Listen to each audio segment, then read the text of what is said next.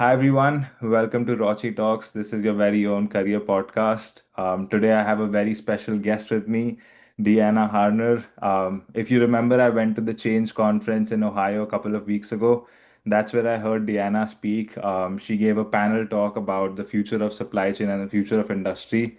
I reached out to her on LinkedIn and she was super nice to connect, and here we are doing this podcast.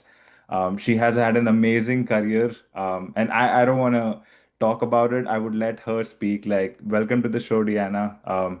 Could you talk to us a little bit about who you are, what you do? Yeah, absolutely. Thank you. I'm so glad you reached out. This is fun. I'm enjoying our conversations. So I was at the Change conference talking about really the future of supply chain, tariffs, AI, like all of the stuff that's on our hearts and minds. And I started in supply chain back in the 90s, and it wasn't called supply chain, right? So I worked for Continental Airlines and did the end-to-end food service. So sourcing, procurement, logistics, imports, exports, international, vendor relations. It was a small and mighty team of one, and learned everything from end-to-end supply chain. And I realized I like to problem solve. Right. I like collaboration. I like relationships and communication. And so I kind of stayed in the field and then went on to work at, Comcast and Cisco Foods and a manufacturing firm and Friedkin, which is a distributor of Toyota cars, and just continued to fall in love with it. But sometimes in your career, like people throw other things at you. So I was in FP&A and finance for a while. I managed fleet for Comcast, so the trucks that come out to your car, at your house, and they, fix your utility lines and so forth. I managed those fleet. And then at Cisco, I was able to do ERP implementation and Lean Six Sigma. And so lots of cool experiences. And so I kind of felt like I was an internal consultant for most of the 20, 25 years. So I decided to pivot late in the career, which is not normal. Usually you do consulting early and then go into industry, as they call it. But I went into consulting 3 years ago, and I now work for Avanade. It's a company owned by Accenture and Microsoft. And so I get the opportunity to be that industry SME that goes and talks about widgets. That's what I call it. Um, so I get to talk to supply chain leaders who are in Excel chaos, who are dealing with tariffs and whatever is going on, and really talk about like their business problem, people challenges in technology and how to leverage it. So I love the opportunity to talk to clients. Like whenever I'm in front of clients, that's great. And then my side gig is a professor at a community college. And there I get to talk to students who are just starting off in supply chain and, maybe have not even had their first career, and really talking to them about like, hey, start on LinkedIn today, right? Get on LinkedIn, start building your portfolio, start networking, and all the things I wish I had known, back in the day. So that's a little bit about myself and just on the personal front, because I always like to go into a bit of personal, because that's a well-rounded who I am. I have one daughter. She's a University of Rhode Island student, and I live in Boston. So I just moved to Boston recently. So that's a little bit about myself, and I work to travel. So those are the three personal things I'll add in. No, love that. No, thank you for adding the personal touch. I feel like that gives the whole well-rounded picture of who you are and gives a personal touch to it. Thank you so Yeah. much for introducing yourself. You've done so many things across your career, and such a I would say not wholesome isn't the right word, but it sounds like such a fulfilling career. You've you've seen everything from like the bottom to the top, and now you're advising people who are sitting in the C-suite. And you said on the side you help as a professor in the community college. How have these experiences shaped who you are today? Like, do you see any similarities, or do you see a trend that now that you're advising C-suite, there are some certain things that people are doing that you also see similar with like students in college? I think that in your career, if we go back to like your first point of like me being in a lot of different positions and my career has grown and evolved, and now I'm advising people I used to be, right? I used to be the client and now I'm the advisor. I like to take that into the professorship too, right? Like not just teach, what the textbook says, but real life, Mhm. right? Like how do we put that into real life? And across both the career spectrum and in teaching, I think the most important thing I found in my career is relationships, Mhm. right? Communicate, don't burn bridges. They always Mhm. say that, right? But Yeah. like I still have people I can call from my first job till today. Oh, wow. Every job I've gotten, someone has referred me. Mhm. And so I think those are key. And resilience is just like, careers are tough. Like you may have a dip or something may happen, or you may be like, this isn't what I want to do. Pivot, Mhm. change. And the same advice for students, right? Like you may have a degree. So I'll tell you my story on the degree. I have a hotel and restaurant management degree. Oh, wow. I was sure at Mhm. 18 that was what I was going to do. And Mhm. guess what? Now, Not doing that. yeah. And so that's okay. Like I learned a ton in hospitality. In Mhm. fact, when I was in charge of a manufacturing company, I was leading a digital transformation project. Mhm. And I had C-suite people just like yelling at me right and left on this call, Mhm. right? And I was just calm, answered the questions, went on. And the one of the COO afterwards, he said, "What's your background? Like, what did you do before this?" Mhm. And I told him I ran hotels. The busiest hotel is O'Hare Airport, Hilton Hotel, and I Yeah. ran that hotel. And he Oh. was like, "Ah." you know? So that experience helped me many years later in a completely different role, Mhm. right? Because I was able to handle, diverse, challenging people screaming at you in front of Mhm. you, tired and exhausted into a corporate leadership role. And Mhm. so I try to say that about the career, be resilient, communication, but also in your degree plan. Mhm. It's gonna take a lot of effort to, graduate, but just stick to it and get it done. Yeah. I see, since you said, like, I didn't know that you did hotel as your bachelor's degree. Um, I see a lot I of can't people. tell you everything. This would be a 3 hour 3 hour podcast. I would love to hear you talk. Um, I see a lot of people say this that they're all like accidental supply chain people. They don't originally start off with supply chain as a degree. Like Yeah. even in my organization, I see a lot of people start with finance or other industries and then they somehow got into supply chain. How did you get into supply chain?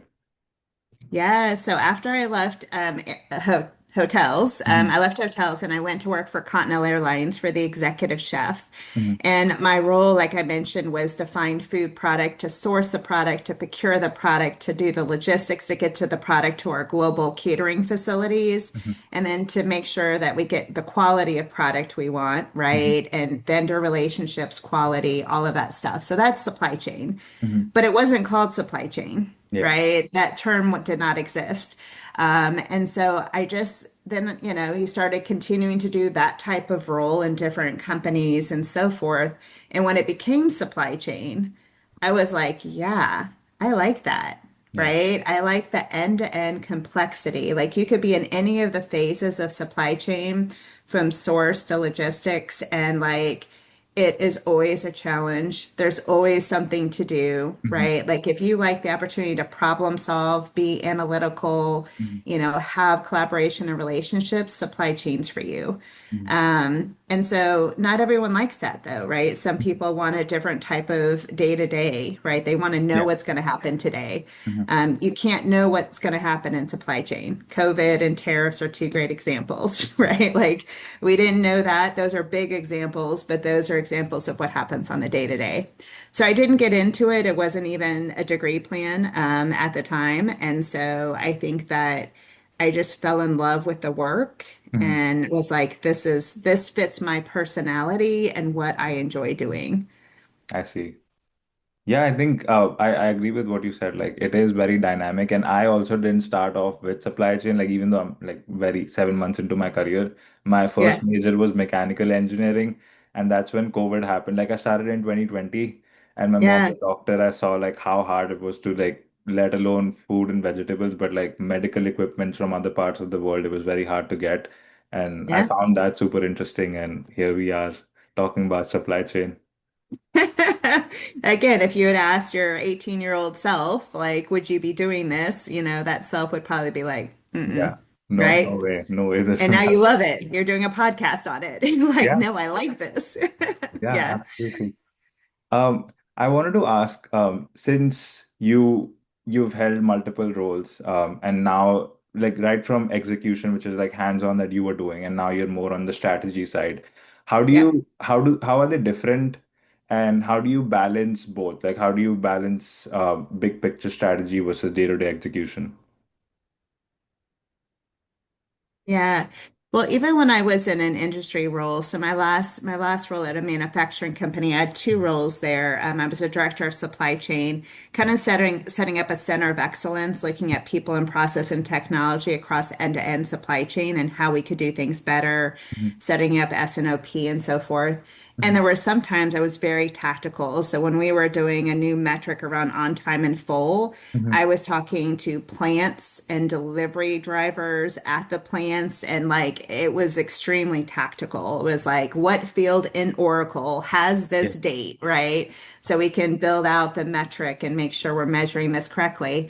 And then in the next call, I'm in a meeting with executives, Mhm. right, talking about like the overall strategy of supply chain excellence. So I think that even in my later corporate roles, like you have to flex that throughout the day. Mhm. So in consulting, right, like it's just being strategic most days, Mhm. right? Our tactical is writing a project plan and a proposal for a client, Mhm. right? So that's when we get more into the tactical part of it. Mhm. It's like, okay, now how many people, how many hours, what's the Mhm. deliverable? And so that's still very tactical. But the strategy side, I love that. I always have loved that. Like I love looking at like the problems and the vision to get, into a better state and so that people aren't, working nights and weekends and are Mhm. having a life and being able to be responsive to whatever's happening in the economy, right?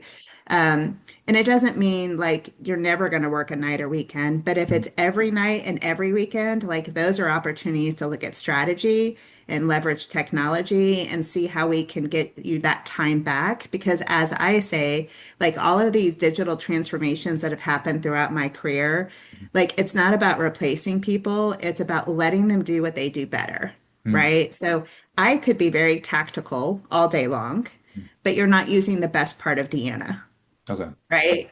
Mhm. And so if you take that tactical off of Deanna, what can she do? She can do the things that she's superpowers, Mhm. right?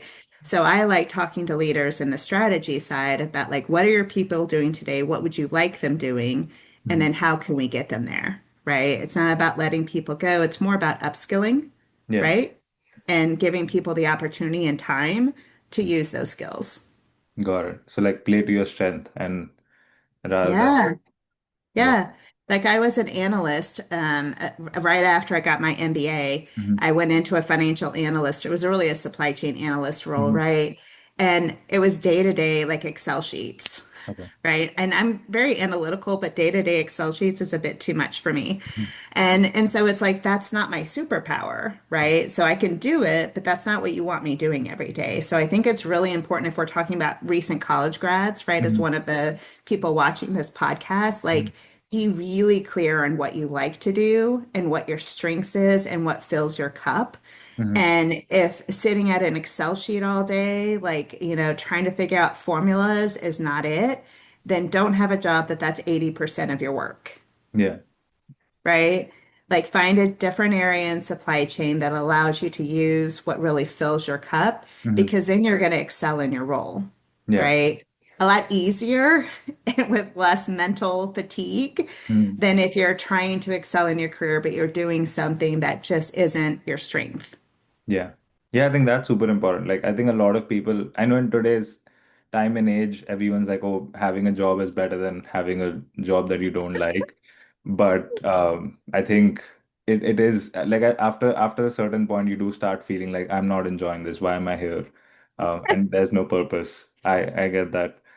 Um, Yeah, I have to just, just on that, like I heard that when I started too. Like mhm. and that's very like it's a different generation than mine, even before mine, that had that. Like, you should be glad you have a job. You should be glad you're Yeah. working. And even if it's, 80 hours a week, you should be happy. And I'm like, I think we've learned, especially through COVID, like Hmm. life is more about, not balance, but Hmm. harmony, Yeah. right?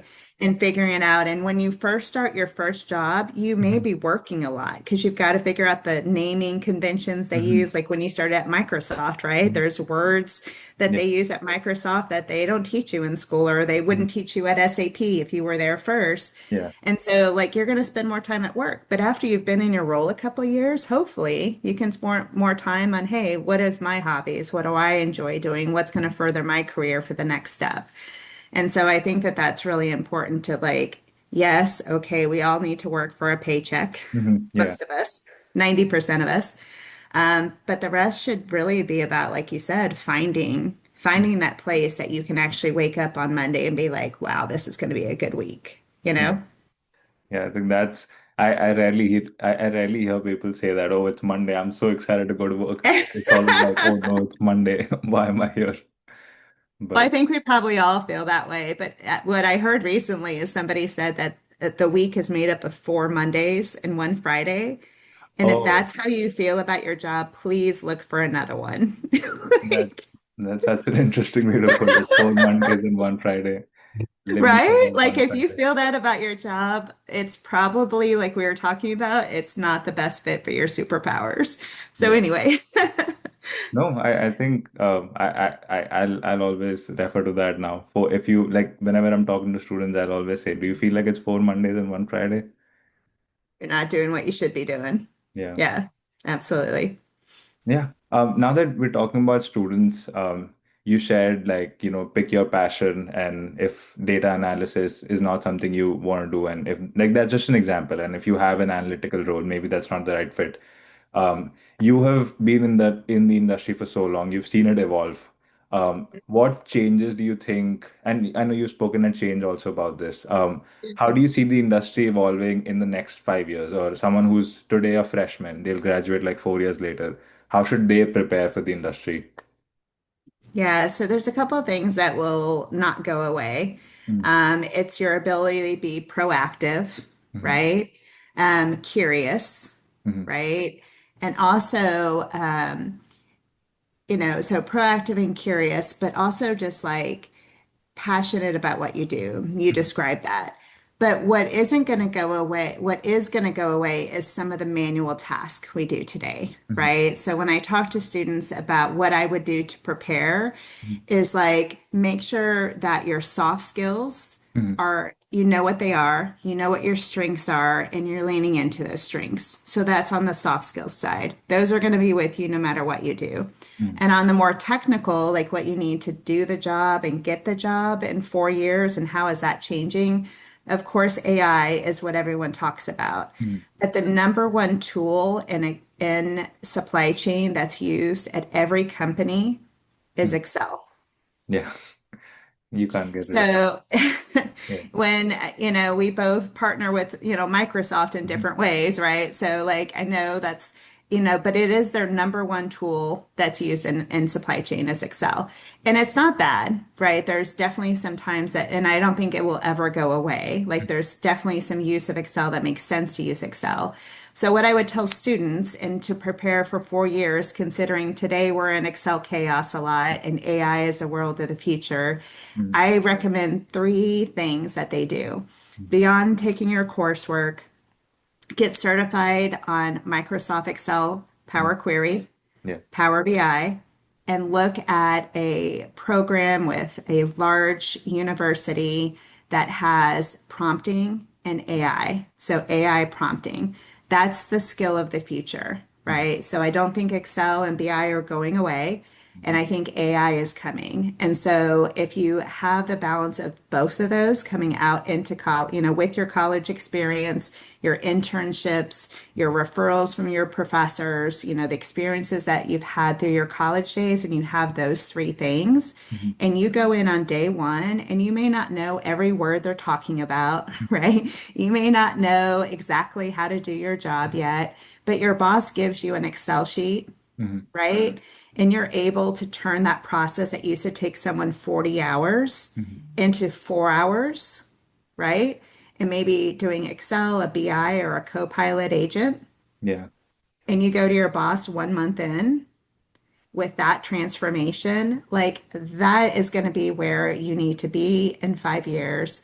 And those are the skills that I would hone in on. Hmm. And then the networking, Hmm. like you can do in college when companies come and talk to you at the universities, go meet those leaders, go say hi, right? And if there's something that you have a personal connection with, like you did with me, right? Hmm. Like you reached out and was like, hey, can we talk? Like reach out to that person and build your network now because that's not changing in the future either, Yeah. right? Your network and your it's just your network. Your Yeah. network of people is going to be what helps you, in the next, getting out of college and finding that dream job. I see. And I know these are a lot of like these are opportunities that one can leverage and sort of upskill themselves, especially students. Do Yep. you, are there any challenges or anything that one should be looking out for? Like, okay, this can happen in the industry or something that one should be watching out for?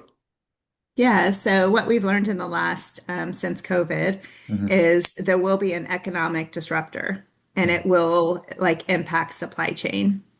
And supply chain is critical for every organization, whether you're retail, if you're a manufacturer, if you're a utility company, like it doesn't matter what industry you're in.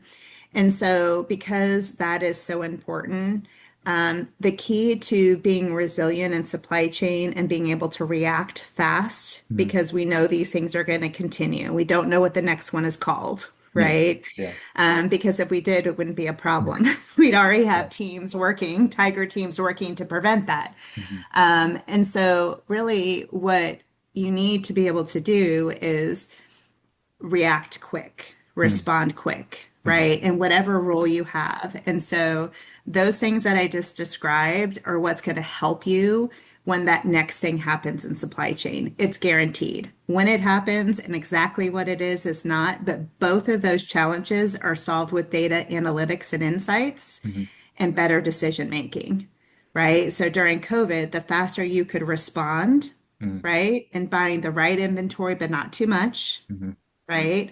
You were more resilient during COVID. And now during the tariff situation, like knowing your cost fast when Hmm. a tariff has changed, knowing what alternative sources you have, Hmm. and how you could change sources or change distribution. But if you don't have the analytical capability to be Hmm. able to do that information and make decisions, Hmm. then you can't respond quickly.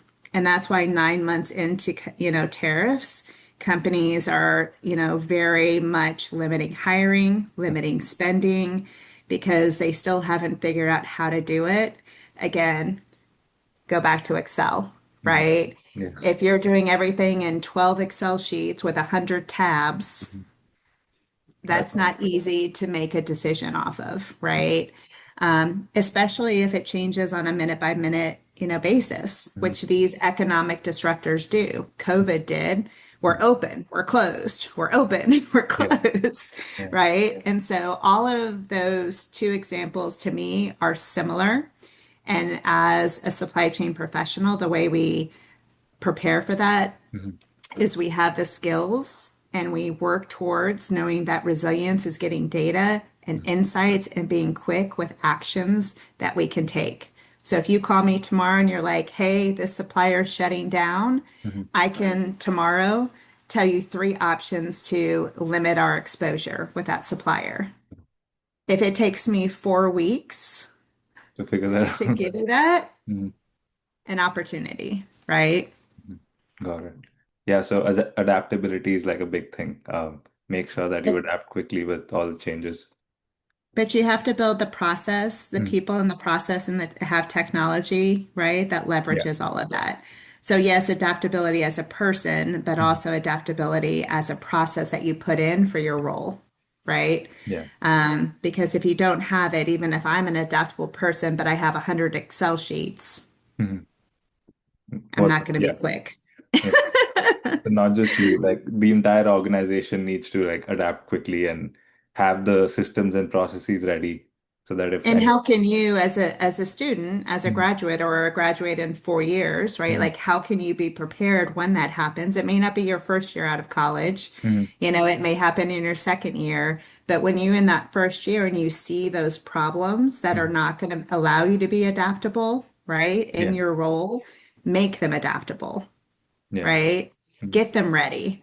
mhm, Be proactive, right? mhm, So that your area and your role and your sphere of influence, you may mhm, not be able to change everything, but you can change your sphere and what you do on a day-to-day basis mhm. and make that resilient. Yeah. So when your boss comes to you, you can answer it tomorrow, Mhm, even though other people may not be able to do that, but you can. And then your career, will be, you'll just be writing, I want to do this, I want to do this mhm. Yeah. for your future. No, I think that's like I hope people take this away from like this one main takeaway could be that hey, it's not just you should also plan for the future and also plan for your organization. Like when your boss comes to you and says that hey, we are faced with this challenge, you don't want to be like, oh, what's happening? I don't know. Let me scramble through like 100 spreadsheets. So I really value what you said. Um, I guess one last follow-up to this. We spoke about opportunities, we spoke about how can one prepare for the future. Do you think in Yep. today's economy or like in today's time and age, for all and not just early career, but like throughout every tenure of supply chain professional, do you see any common mistakes that people are doing? As far as like in their career, advancing their career, that kind of thing, having their career be resilient, is Yeah, that, or in yeah, general, like in the industry too, anything. yeah. Besides what we've talked about, right? Mhm, Not getting their role to be adaptable by mhm, making their process as best as they can while they have the time to do it. I think mhm, that's one problem. I think some people get so busy doing what they're doing today and they don't try to be proactive and take it to the next stage, which then leads to some of the problems we described. But what I would say, in like my own experience, what I would have wished I had known when I was graduating from college mhm, is this: your manager alone is not who's going to get you ahead. You going in and doing a good job is ground stakes. You have to do that in order to have a job. So mhm, go in, do a good job, make your manager look good, get good reviews. But beyond that, you need executive sponsorship. And depending on your role, it could be one or two people above your boss. And the easiest and best way to do this is if you're have the opportunity to present something you've done, mhm, right, in a room with your boss's boss or maybe a peer of your boss, mhm, right? Somebody outside of your direct leader and they say, wow, what was that you just did? yeah. Or that was the most amazing thing I've seen, really good job. Say, hey, can I get 30 minutes with you and have a follow-up conversation? And you want to be authentic, you want to know the person, Mhm, right? And have yeah. something to say, but you want to say something like, I would love to talk to you further because what you said about X, Mhm, I've heard you previously say X, and I'd really like to learn more. Or I want to be in a similar role to yours one day. Can we talk about your journey? mhm, People love to talk about themselves, mhm, right? And you're not going over your boss's head, which is what mhm. I thought for years, Yeah. because the person has approached you with something positive and Mhm, you've just asked for additional feedback on their career and what they're doing. mhm, Executive sponsors are the ones who, in the room where decisions are being made, hey, we have this new S&OP role, mhm, and I think Deanna would be good for that mhm. because they know Deanna. Yeah. If it's only your manager, they may or may not advocate for you, Mhm, right? And so you need them. So you need to do a good job, mhm. but you also need one or two others. And make sure you have a couple because people leave organizations, Yeah. right? So continue to expand your network internally and externally. Equally important as the external. Don't stop networking even when you get a job. Mhm, But internal sponsorship and external network are the two things I think students out of college, they're told to network. They mhm. do really good. They get that first job and then they sit in a job for 16 years, Yeah. right? Yeah. No. Executive sponsor inside Mhm, and network outside and continue to like keep yourself relevant with information and people. Mhm. And I think that's the number one problem I've had and I see people having at the beginning of their career, middle of their career, top level of their Mhm. career, is when those changes happen, Mhm. they don't have those sponsorships internally and they don't have an external network. And building a network can take up to a year, Yeah. right? So start today and keep going. Wow. Like let alone my speakers, I was so like ingrained into what you were saying because I I resonate what you said. Like I thought that yeah, I get a job and then I have one manager. I just have to impress my manager and Yeah. she'll help me climb the ladder. But a lot of people like when I joined like 7 months ago, a lot of people said that you should do those 15-minute coffee chats and just introduce yourself, talk about what you know. And I was like, hey, I'm just starting. What will I even talk about? But Yeah. now that like over the time, I've realized that okay, no, those connections are important. Those hi hellos or just having your name in their head is important. It So. is critical. It is critical. And when I started doing that, like my career like went from, going kind of like this to like Mhm. going like this, right? So you can go like this in your career, which may be fine, but if you want Mhm. to go higher, faster, that's the key. And having a network outside, right? Yeah. And doing things like you're doing, podcasts, like, going to conferences and meeting people, Mhm. like all of those things, because you and I may not have anything we work on past today, Yeah. but in 5 years, I may call you, or in 5 years, you may call me, right? You never know when that's going to happen. And so just continue to do that and build that up. And so that's what makes us resilient as in our career. And also ensure we're doing the right thing. Because if I don't have that and I realize what I'm doing is not my passion, Mhm. I'm going to be stuck there for a while. Yeah. Because my boss doesn't want me to leave because I'm really good, right? Yeah. And I'd have no one speaking for me that I can do anything else. Mhm. And so that's when burnout and like fatigue and like all of that stuff really sets in. But if you're constantly like out there and like thinking of the future, even if you're okay where you're at today, Mhm. and just having that mindset of openness to the universe and what comes out, Mhm.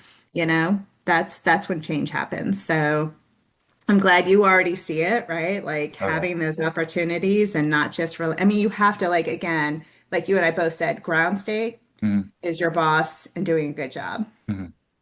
You got to do that. And then on top of that is the other things that we described. So Yeah. Like doing a good job is the minimum requirement. If you're not you doing a have good to, job, or like you said, you're not going to have the job that we've just said we need.